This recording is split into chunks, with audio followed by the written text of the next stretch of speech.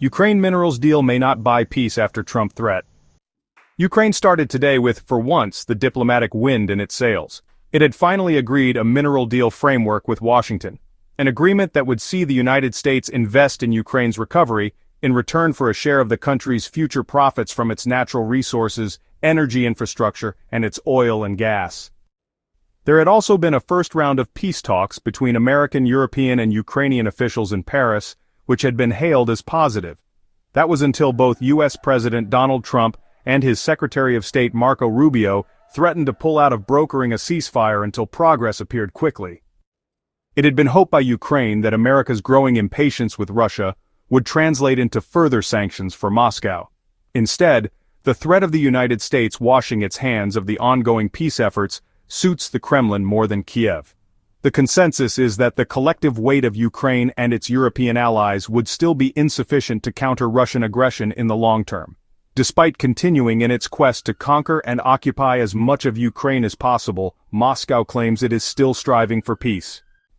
What it has done is launch some of the deadliest missile strikes on civilians in recent days. In Kharkiv in the northeast, more than 100 people were injured and one person was killed after 3 struck a residential part of the city.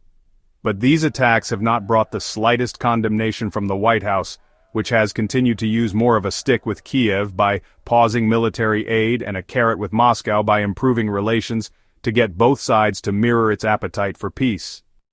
Kiev agreed to a full ceasefire after the U.S. paused its military aid and intelligence sharing. Moscow has not bent from its continued maximalist demands of more Ukrainian territory and the toppling of President Volodymyr Zelensky. It's hard to see how this threat will bring a breakthrough.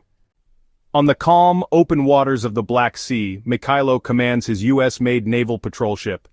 As we stand in the bridge, I ask him whether he feels he's fighting for Europe, as well as his country. If Russia occupies all of Ukraine, who knows? In 10 or 15 years' time, Russia will go to Poland, Lithuania, Estonia, any of the Baltic countries, that is quite clear. U.S. military aid for Ukraine is, gradually going to run out. No more packages are going to be put before Congress or unlocked by presidential drawdown powers. Should Washington turn its back on these peace efforts, it would leave Ukraine reliant on its European allies to counter Russia's continued invasion. The consensus is that collective weight would be insufficient in the long term. On this stretch of Ukrainian-controlled coastline, Kiev has a success story. Through launching Western and domestically produced drones, Russia's fleet has been forced back and a major shipping lane has been restored. But the problem for defending forces, as President Zelensky admits, is the battlefield realities being lost on a wider audience. Despite the U.S. and Ukraine stepping closer to this mineral deal, the Trump administration's threat leaves it looking more like a business venture.